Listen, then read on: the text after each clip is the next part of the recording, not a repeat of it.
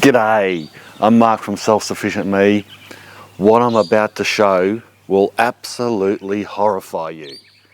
In this video, you're going to see our patch at its absolute worst.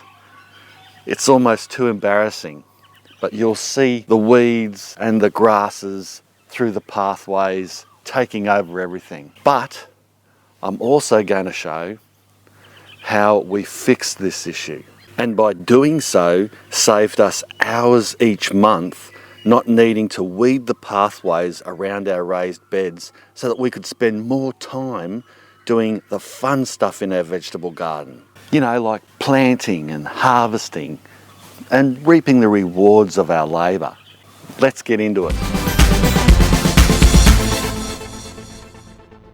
Firstly, let's go right back to the beginning. When I initially built these beds, I didn't foresee the access problems that we would encounter. The main issue was during wet weather, the pathways around our garden would become a muddy, boggy mess. It wasn't pleasant to visit the garden in severe weather, to harvest crops or check the beds, and it was even worse trying to work around the patch. So, after several years of putting up with this bog hole issue, I finally decided to act by getting rid of the grass and replacing it with something that would not only provide good drainage, withstand heavy rainfall and extended periods of wet weather, but also not get washed away. I knew wood chip or mulch wouldn't work, so I decided on gravel, which proved to be a mistake, although in the end it became an unintentional masterstroke. Anyway, gravel it was. To try and limit the grass and weed growth through the gravel, I laid down porous, biodegradable weed mat first, and then sand to further assist drainage and help seat the gravel so it wouldn't move around as much underfoot. To hold all this in and prevent washaway, I made a rock border to divert or stop water rushing through, with the small gaps in the boulders allowing water to seep out and not pool after heavy downfalls. Initially, this landscaping design worked great and looked good too, in my opinion. The gravel pathways completely solved the boggy problem, and for the first 12 months it was practically maintenance free. However, our maintenance free pathways were soon to prove anything but.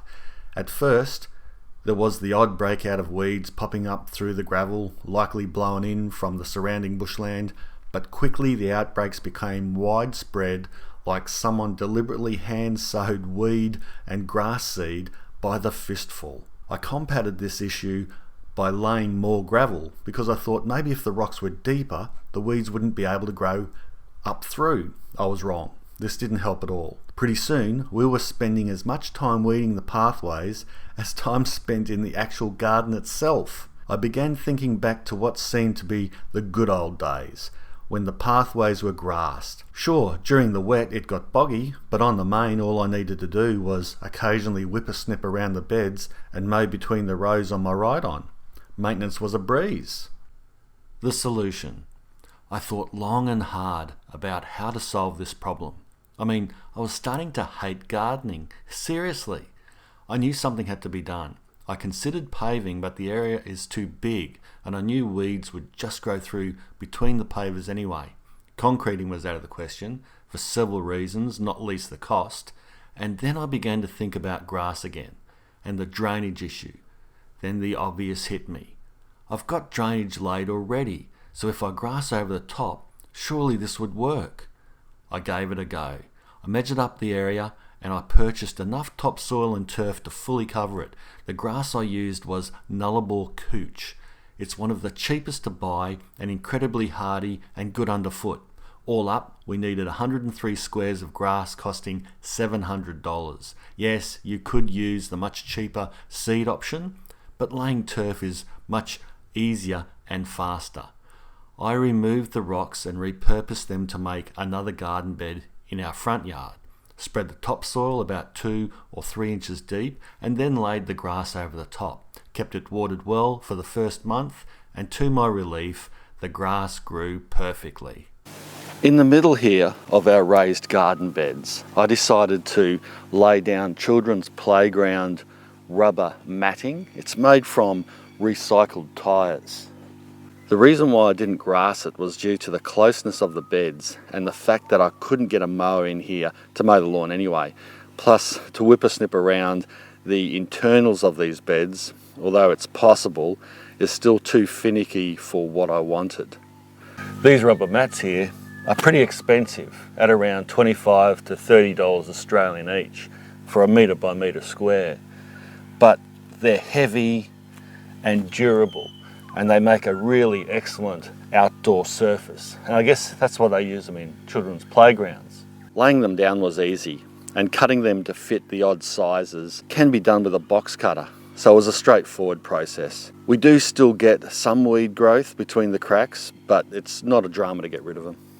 This project was completed in January 2016, and nearly 2 years later, there's no doubt it was a complete success. Even though it did take a while to get there, in the end, we couldn't be happier with the results. And that's it. You know, if I had to name just one major achievement in our vegetable garden, it would be the free draining anti-bog grass pathways. And of course, the play gym rubber matting in the centre where the mower couldn't go. Our maintenance time to manage weeds and grasses in and around our raised beds has been cut by around 70%. And it's no longer an arduous task to be conducted or be dreaded. Hey, we could even go bare feet and feel the grass underneath our naked tootsies, just like nature intended. How cool is that? If you've got any questions, comments or tips about pathways around your vegetable garden, please whack them down below. Don't forget to visit my blog, self-sufficientme.com, subscribe to the channel if you haven't already, and give a big thumbs up. Thanks a lot for watching. Bye for now. Oh, how good is this?